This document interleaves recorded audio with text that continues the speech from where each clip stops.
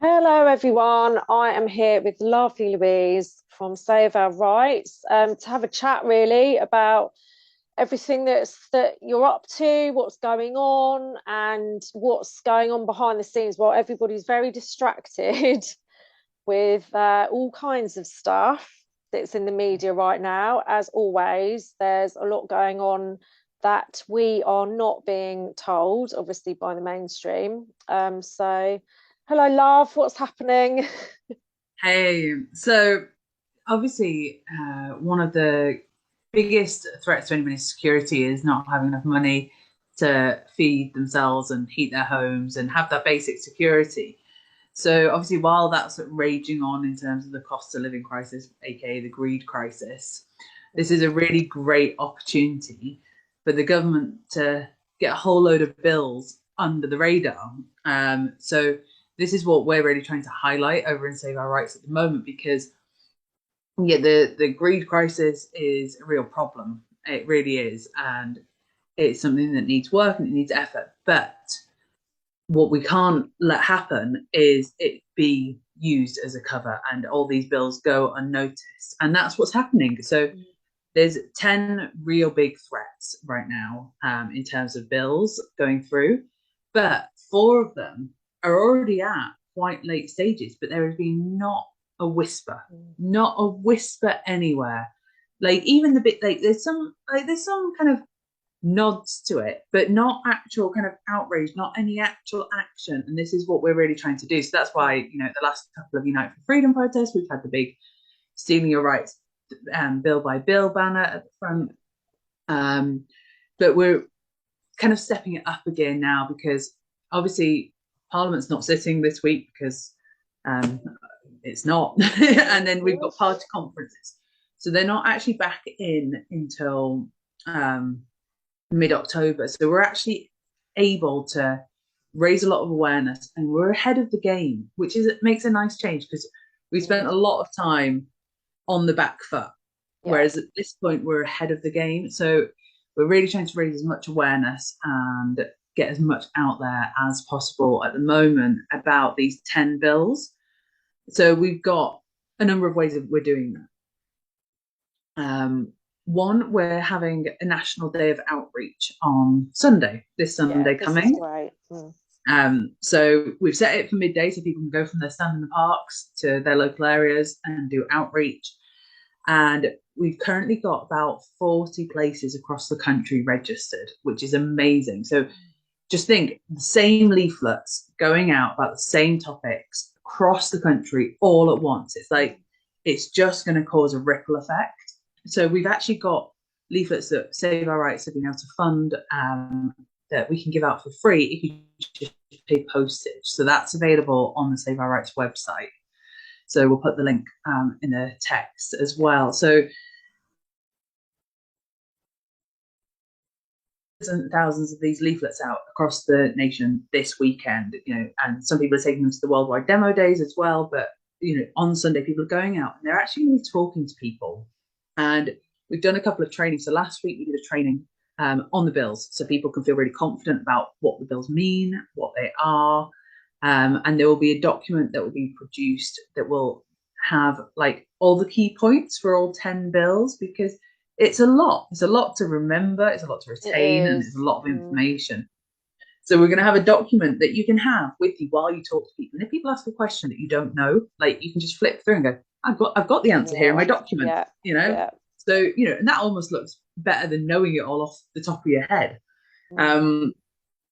So, and then we did a training again last night, which was a Reaching People workshop. So we had some really great people in. We had David Sherrill-Lambus, Brian Lomas, Leah Butler-Smith. All these people have amazing skill sets and they were really helping to unpick how to connect with people on the streets, how to align with them, how to help them feel like we're on their side. And that is the big difference because we've had a few groups testing this out with this leaflet and they're getting between 80 and 100% success rate out of people they speak to, of people that want to do something, because it's now the people versus government. Whereas before it was them versus us. It was very much, that was where the divide was. Whereas people are angry. People don't trust the government. They don't like our new prime minister. They don't know her at all. They don't have any kind of prior attachment to her. They don't like the energy bills going up. They're not happy. No. So people are ripe for this. People want to hear us, and people are grateful that we're doing something about this. So this is an amazing, amazing opportunity.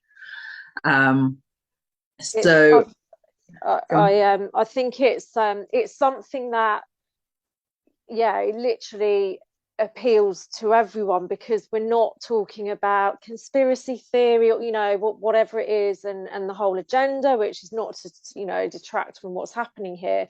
But the fact remains that, the average Joe on the street has no idea where this is all heading, but they can get their head around, oh, this bill that I had no idea about, 10 bills, in fact, are being proposed as being passed through. And there's that willingness. I noticed when we were doing the last few protests and handing out the flyers and engaging with people, there's a definite willingness and openness to discuss what this whole thing is about. Do you think you can just give a brief overview? I know it's very in depth, but for people who don't actually know what these bills are and what they're trying to push through without us having a clue, could you just give a little description?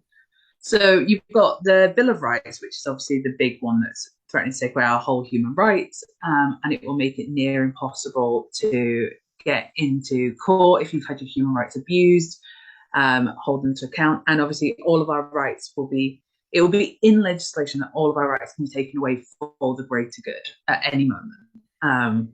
So, we know that's what just happened anyway, but we do not want that enshrined in legislation. Yeah. So that's the big problem. And then we've got the schools bill, which is threatening to make home education impossible, basically give the local authority real powers over your children. So if you take your child out of school for a short while because they're being bullied or something like that, if the local authority don't agree, they can take control of your child. So we don't want that either. And then you've got the higher education bill. So this is basically making it near impossible to get into university. So if a teenager fails their maths GCSE the first time round, even if they pass it with flying colours the second time round, they won't be eligible for student loans. They're cutting out foundation years, and they want to cut any courses that where 60% of the graduates aren't in highly skilled jobs within 6 months. But what we're seeing is universities are preempting this bill and cutting courses already. And it's basically any creative course or any course that encourages critical thinking. So philosophy's gone, history's gone, drama's gone, photography's gone, creative writing's gone. They're cutting them already. So it's going to become a very elitist capitalist system, and whether you children. And then we've got the public order bill, which is all about protesting.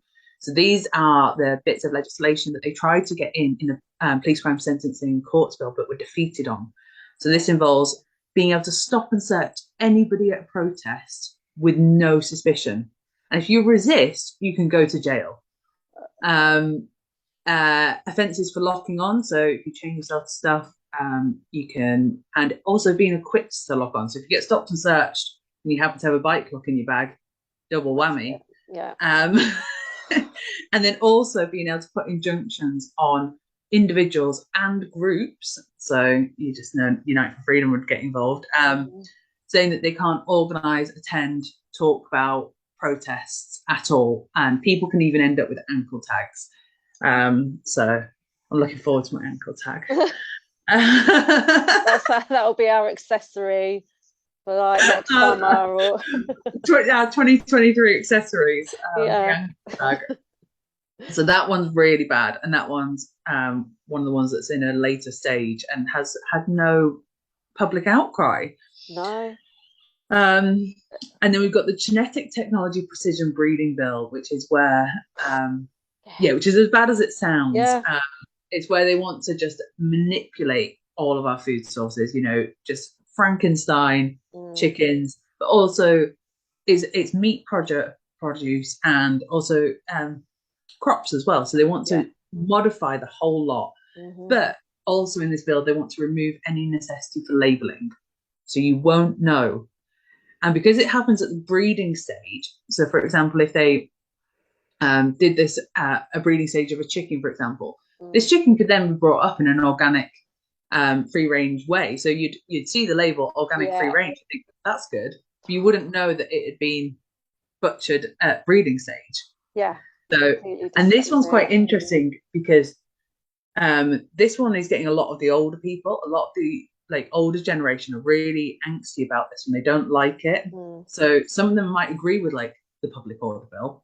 They might go, yeah, well, those pesky protesters, they get into all sorts of trouble. Mm. Tell them about that one. So there's a bill for everybody in this. Yeah. God. So Well they'll get annoyed about at least one bill. done. And then you've got the boycotts, divestments, and sanctions bill. So that's basically preventing any public bodies from boycotting any company. So basically staging a protest again. Yeah. It's just Yeah. another attack on a form of protest. So, Mm-hmm.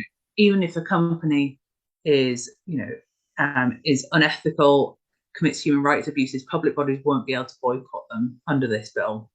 There will be none of that. Mm. Um, then we've got the Brexit Freedoms Bill. So this is going to give company. Oh no, no, sorry. This is threatening GDPR. So they want to get rid of GDPR.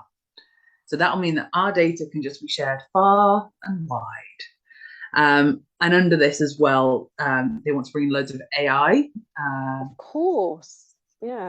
And it's only because we've left the EU that they can bring in the genetic technology precision breeding bill as well, because actually what they're proposing under that is illegal under EU legislation, but because we've left, Mm-hmm. we can They're do it trying now. their luck. Yeah. Yeah.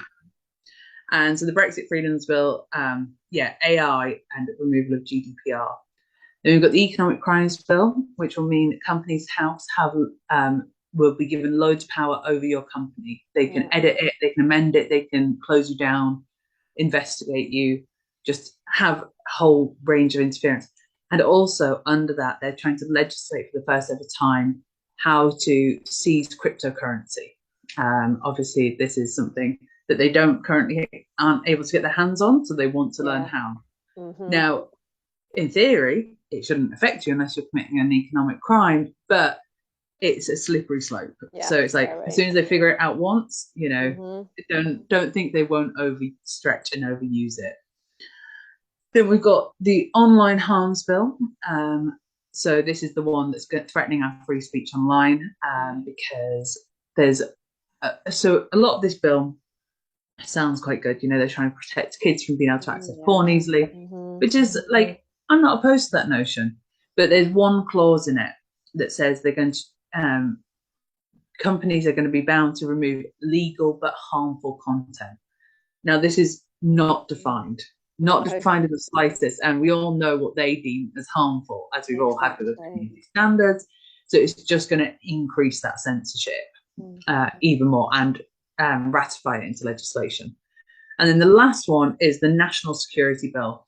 So this is going to make it so journalists and whistleblowers are basically treated like spies. Yeah. Currently, if they disclose something of the government that was classified or something like that, they've got what's called a public interest defence. So if it's in the public interest, even though it's classified, that's their defence and they don't get prosecuted for it. And they want to remove that defence, to remove it entirely. No option. You just can't disclose anything about the government that they haven't chosen to disclose.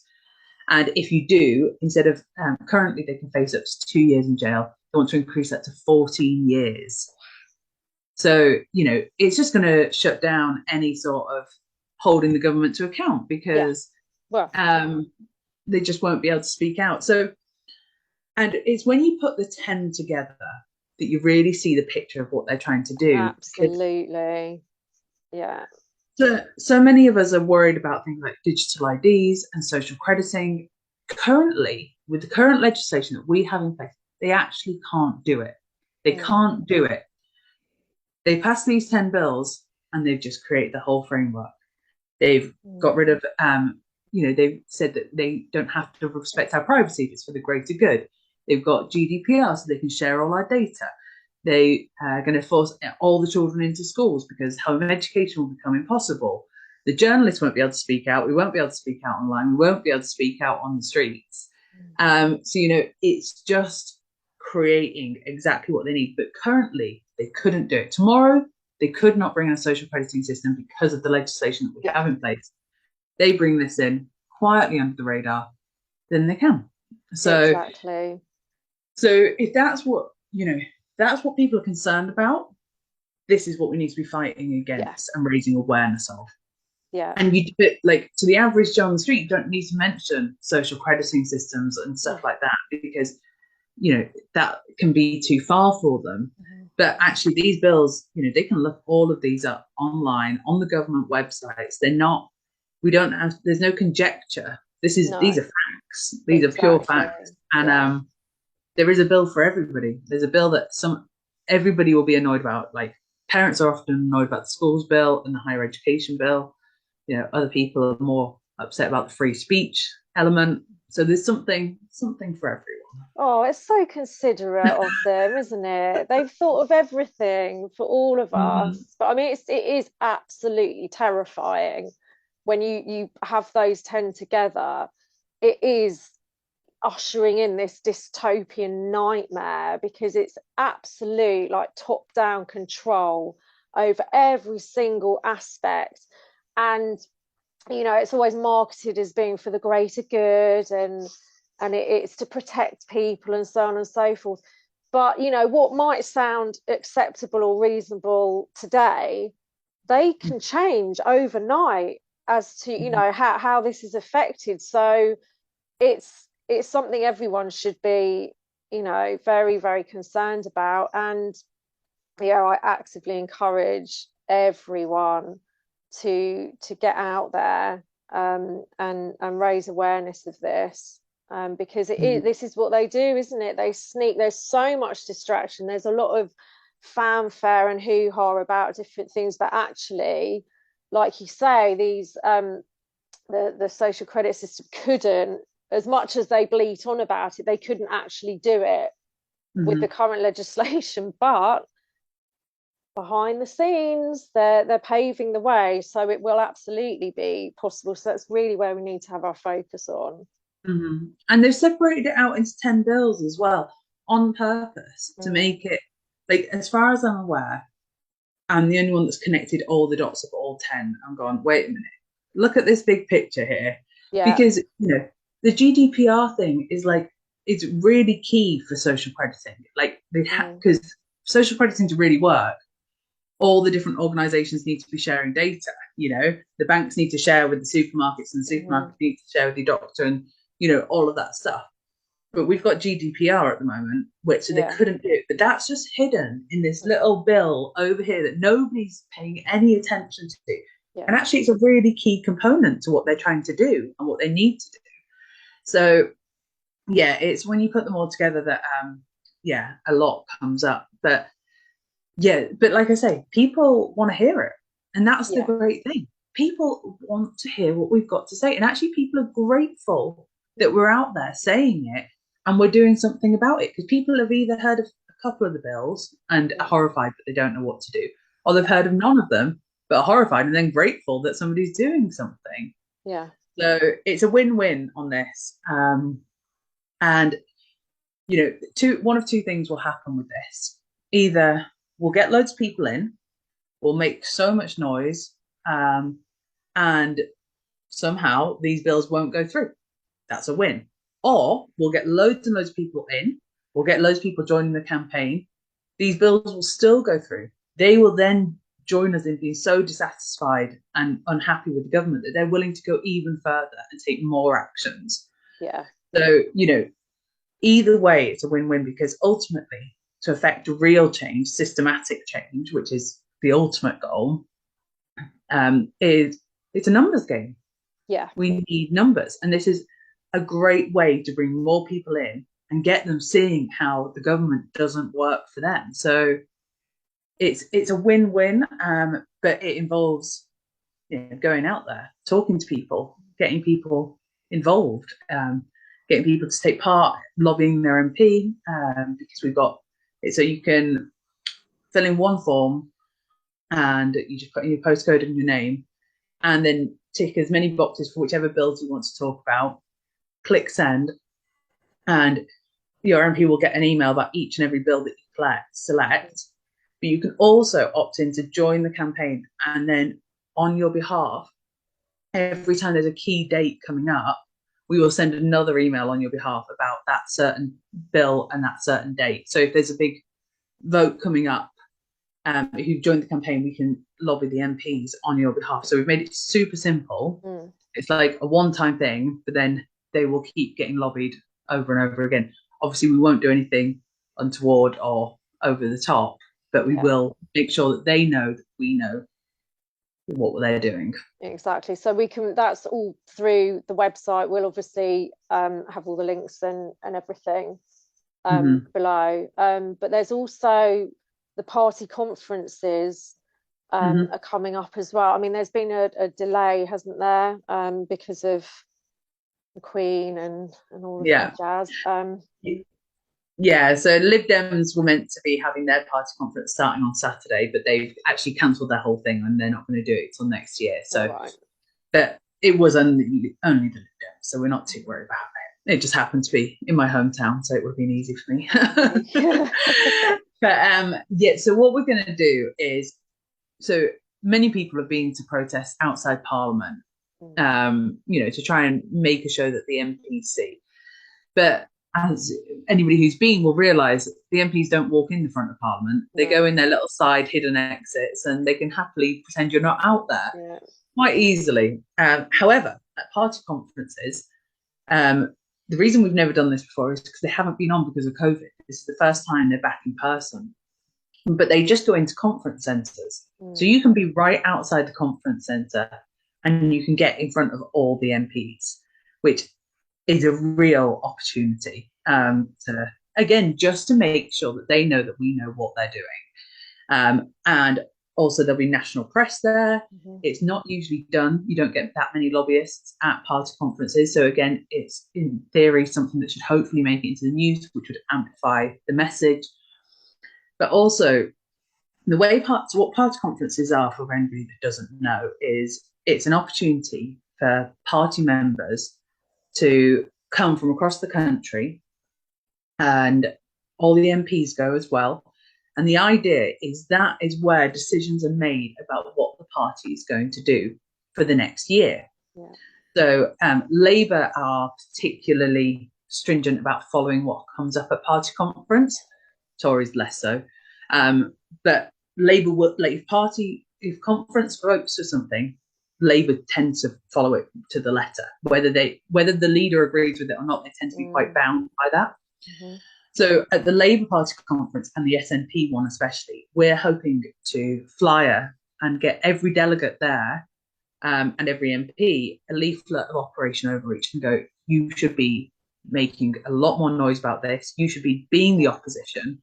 And again, it's, appealing to the MPs doesn't necessarily get us anywhere. But if we appeal to the 13,000 delegates at the Labour Party conference and they all get this leaflet and go, they can challenge the MPs, and then the MPs are stuck. So it's a real opportunity to just put a big spanner in their works and make it difficult for them to avoid the topic. As well as, if we get into mainstream media, that gives us just another amplification. Also, it's just getting in front of the MPs as well. So Labour one is on the 25th of September. So it's a Sunday morning. We need to be there. It does clash with Sunday Parks. I do apologise. Because it starts. And so we're meeting from I'll be there about 9:30 a.m. But the conference starts around 10:30, 11, so people will be arriving before that. So that's when we want to be flyering Where's everybody. this one again, Louise? Liverpool That's on the Liverpool. 25th of September, and that's Labour. So that's a really important one. So everyone in the north would be great to come to that. And Yeah. then the following week in Birmingham is the Tory Party conference. Now, obviously, they're not going to be open to changing their bills, so we're going to actually challenge them more on the cost of living crisis. So, and just say, why are you giving public money to private corporations while they've got record profits and people are suffering? So we're just going to really challenge them on that in Birmingham. So that's on the 2nd of October.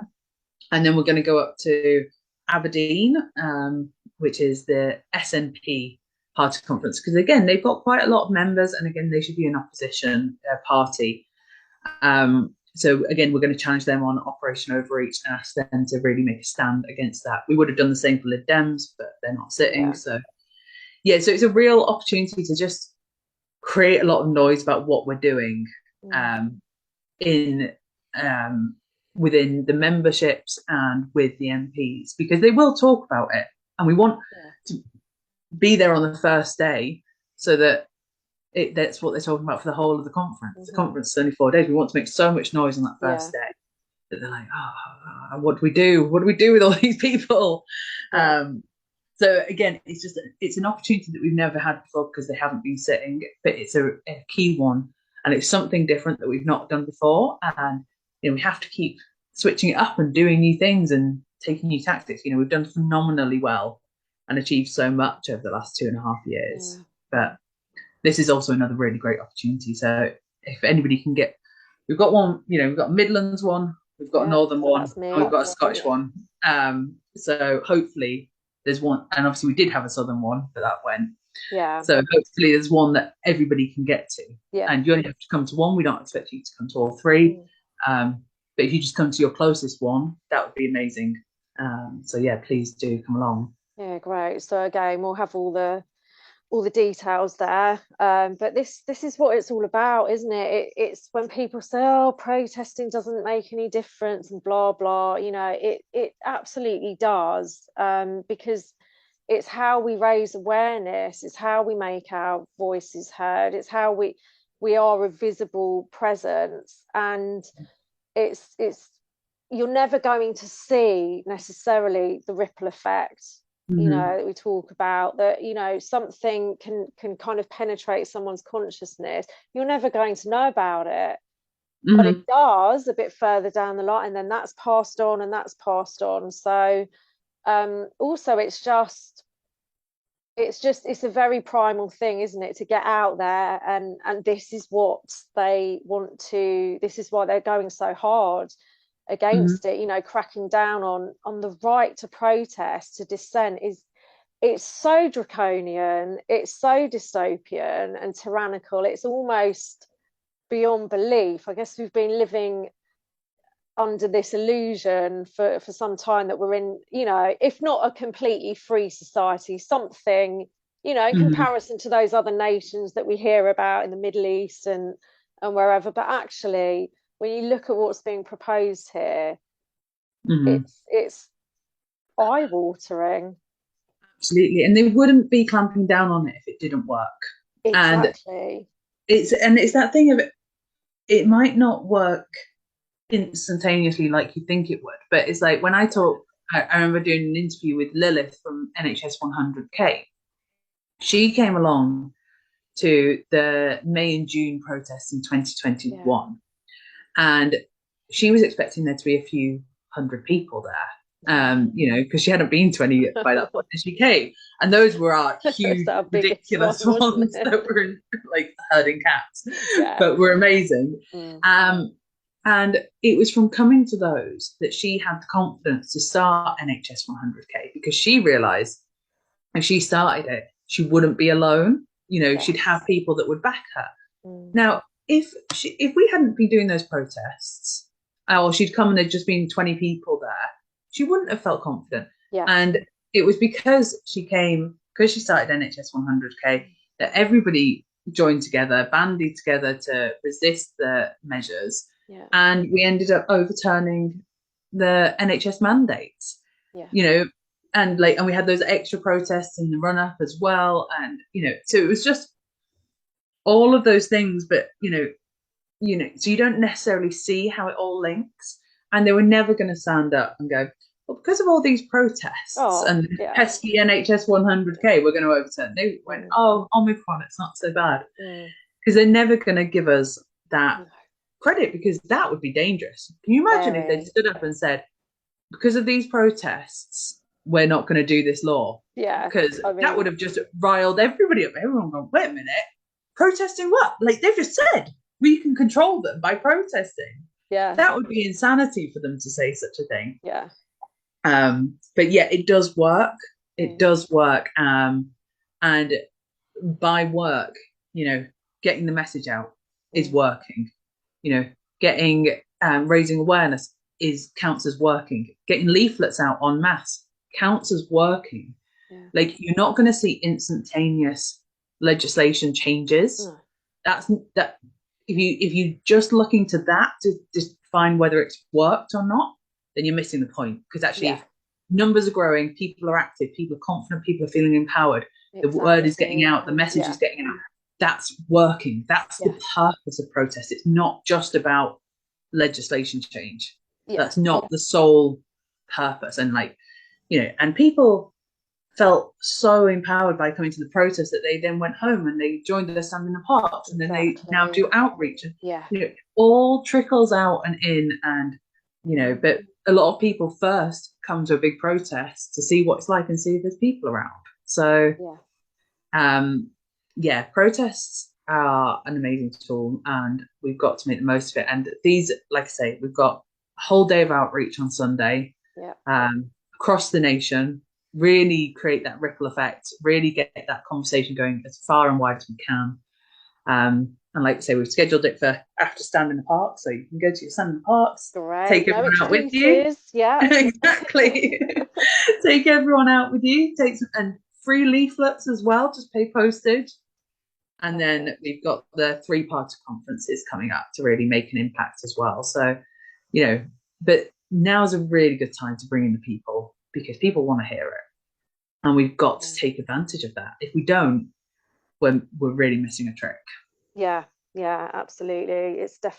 Now is definitely the time. So everybody get involved. So I would suggest that you order flyers as soon as possible if we're looking at this weekend. It's next day postage. So just get that sorted. And if you can get along to a party conference. So Birmingham's just down the road from me, which is happy days. So I'll be there at that one. But absolutely, if people can get there, and it will, like you say, it will make an impact on. We're usually very removed from the MPs, like you say. They kind of sneak round the back door and they don't have to deal with us rabble. Whereas, the corporations can't escape. And there's always the chance that it will end up in the mainstream media for once. So again, because we can be just ignored at lots of places, whereas there's always photographers. First day of party conferences, thousands of photographers taking pictures of the MPs arriving, reporting on the party conference. And if the first thing they see is our giant yellow banner, well, they can't ignore it. They can't Photoshop that out of the pictures, unfortunately. No. Oh, great stuff. Great stuff. Is there anything else kind of in the pipeline? I mean, you've got a lot on with everything that's happening right now, but that's what I'm focusing on right now, and then I'll come back with anything after that. I might have a week off after the party conferences. But so there's plenty on. There's not any shortage of issues that we're going to be having to address. So let's just focus on this for now. Get that out of the way, and then it'll be onwards and upwards. Absolutely. Hopefully. But thank you so much. Thank you for letting us know. And once again, get over to Save Our Rights website, and we'll put all the details along with this. And hope to see you there and getting involved. And I'll speak to you soon. Thanks, everyone. Cheers. Bye.